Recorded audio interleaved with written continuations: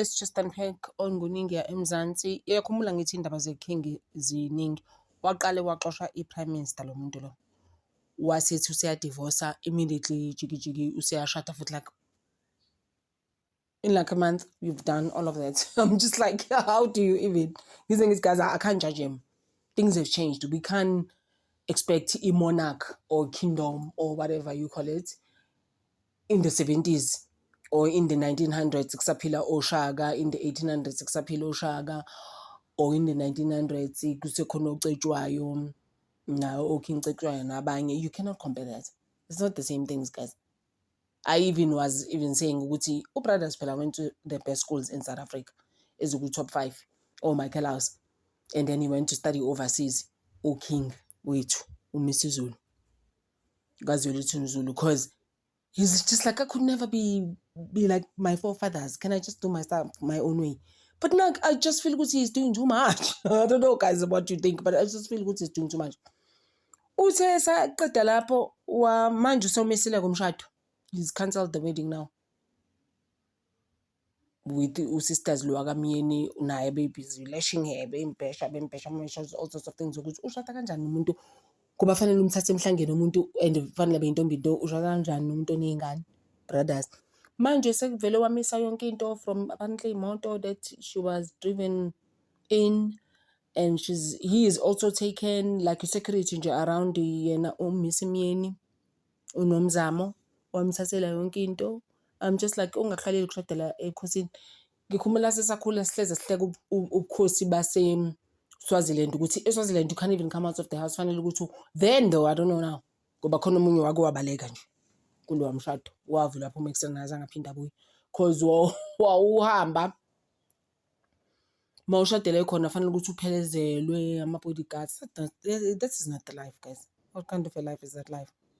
Abanye bathi oh my gosh ngifuna ukushadela ekhosini. Oh my god, like please ngami ngikhalile into engazazi, guys. So yeza manje sisters akasena security, akasena next sebemthathele nemoto wezim driver, umshado usumisiwe. They were supposed to marry this coming Friday, a traditional wedding, and I even said on my video before this one ukuthi about King Misuzulu ukuthi Gazwelithini Zulu ukuthi this Saturday akakwazi ukushada ngithi on the 25th because ngithi basonto kaShembe, and then on Sunday kuzoqhubeka umshado, so it's 2 bacaca ka2 bashada kabili sekuvele wamisa yonke into.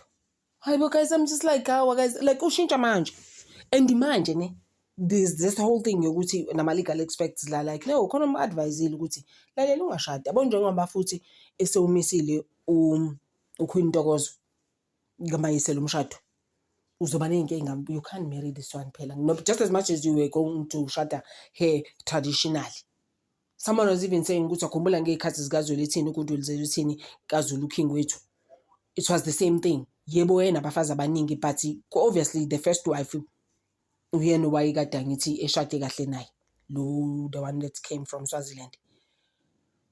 This is why namanje kusalwelwa nobukhosi. Akhumbula ubukhosi phela futhi nabo usalelo ngoba kuthiwa fanele kube ilo omunye unkosikazi, but manje ngithi khona civil marriage khona traditional abawakuthi akufani guys, lalela lezi zinto ziyalwisana. We can't even get involved. But inkosi mase decidile ukuthi ayisafuna ukushada mhlambi yasisiza, so abantu abaningi they like no, or should I say legal experts just said ukuthi no, uyazinceda. Someone advised him ukuthi no, uzoba nenkinga ngoba ngapha usisters angithi uQueen Ntokozo Mayisela umisile umshado eHigh Court ePietermaritzburg kwathi mina I'm the main wife. Umuntu can marry other people njengoba futhi ebusy the futhi mina uyangidivorce. Eyiwabuka uKing wethu uMisuzulu kaZwelithini ukuthi now this isn't gonna work. Actually, can I just breathe a bit? Ngiyeke kancane uyabo, and then mhlambe usazo decide mhlambe next month decide manje uKing akathatha isikhathi. Like I'm saying, guys, things are not the same as they used to be. We can't compare iZulu Kingdom yango 1820, for example, see compare manje go 2024. It's not the same things, guys. People have evolved, people have learned other things, people can do whatever they want to do as kings. I'm judge.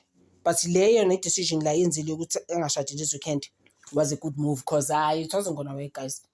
ngapha wawumisa umshado phela vele usisters ubungeke uze uwenzekani manje nomunye usisters emthathela yonke into. I'm just like abana lezi zinto zokudlula ebantwini into zabantu khona manje awusena security awusena next mhlawumbe uyakhala chances zawo unomzamo angazi guys there's a chance though a very big one ukuthi usendlini uyakhala. Life is not easy guys, ziyakhala manje izinto akusekho mnandi, it's hard. And someone was even saying ukuthi so ucabanga ukuthi wena abazoshada wena bakhalise usisi lo uQueen Ntokozo kaMayisela. Uyabona guys ukuthi kuningi, mina I'm not saying anything. Yeah, so ngisame lapho kancane ngalokho kodwa nje umshado usukhanseliwe asashadi ngeweekend. Thank you guys for your support and your love. I appreciate you guys so much. Thank you. Ngithanda over.